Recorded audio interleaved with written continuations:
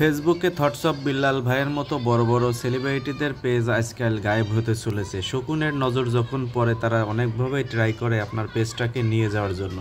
তো আজকে আমি আপনাদেরকে দেখাবো ফেসবুকের ব্লুটুথ সাবস্ক্রিপশন ছাড়াও আপনারা খুব সহজেই আপনাদের আইডেন্টিটি কনফার্ম করে রাখতে পারেন এবং যে কোনো সময়ে আপনাদের আইডিটা উদ্ধার করতে পারেন। তো কীভাবে কাজটা করবেন চলুন দেখে নেওয়া যাক। প্রথমে আপনাদের ফেসবুকের যে অফিসিয়াল পেজটি আছে সেটি লগ ইন করবেন। সরাসরি এখান থেকে এই যে আইডিতে চলে আসবেন, দেখতে পাচ্ছেন এটা আমার আইডি।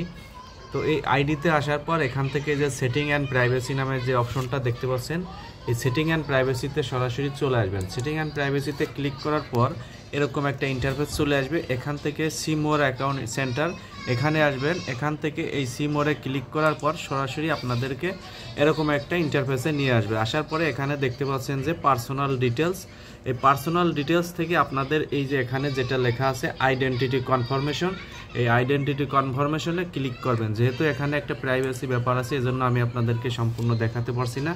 তো এই যে গেট স্টার্টেড নামে এই পেজটিতে আপনারা ক্লিক করবেন। আইডেন্টিটি কনফার্মেশনের পরে এটাতে ক্লিক করার পর পরবর্তী যে প্রসেসটা আসবে সেটা আপনারা ফলো করলেই আপনাদের ভোটার আইডি কার্ডের এপিটপির ছবি তুলবেন অথবা ভিডিও করে ফেসবুকের কাছে সাবমিট করলে সেটা 1 বছর পর্যন্ত সংরক্ষণ করবে এবং আপনাদেরকে তারা এটাকে আইডেন্টিটি কনফার্মেশন করে দিবে। যে কোনো সমস্যা হলে আপনার আইডিটা আপনারা ফেরত পেতে পারেন। আপনারা এই লেখাটারে যদি একটু গুগল ট্রান্সলেট করি তাহলে এখানে দেখতে পাচ্ছেন সুন্দরভাবে লেখছে, যখন আপনি আপনার আইডি পাঠাবেন তখন এটি নিরাপদ সংরক্ষণ, হ্যাঁ ঠিক আছে, নিরাপদ সংরক্ষণ করা হবে। আপনার আইডি আপনার প্রোফাইলে বন্ধুদের বা ফেসবুকের অন্যদের কাছেও দৃশ্যমান হবে না। এটা একটু সুন্দরভাবে পজ করে আপনারা পড়ে নেবেন, ঠিক আছে। আমি আপনাদের দেখানোর সুবিধার্থে একটু দেখাচ্ছি। সুন্দরভাবে সব কিছু পড়ে নেবেন, তাহলে বিষয়টা বুঝতে পারবেন। এবং এভাবে যদি আপনার আইডেন্টিটিটাকে যদি আপনারা সুন্দরভাবে সিকিউরিটি দিয়ে রাখতে পারেন যে কোনো সময়। এর পাশাপাশি আপনারা যে কাজটা করবেন, 2 ফ্যাক্টর অ্যাথেন্টিকেশন চালু করবেন।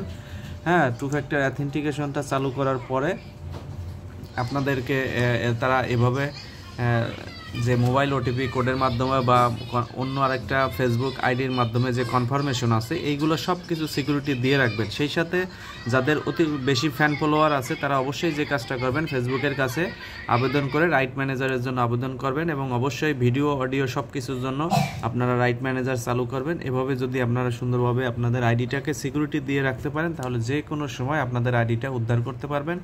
যতই শকুন আপনার উপরে চেষ্টা করুক না কেন আপনার আইডিটা আর নিতে পারবে না। তো ধন্যবাদ বন্ধু, ভিডিওটা ভালো লাগলে অবশ্যই অন্যকে দেখার জন্য একটু শেয়ার করে দিবেন। আসসালামু আলাইকুম, দেখা হচ্ছে অন্য কোনো ভিডিওতে। সবাইকে ধন্যবাদ।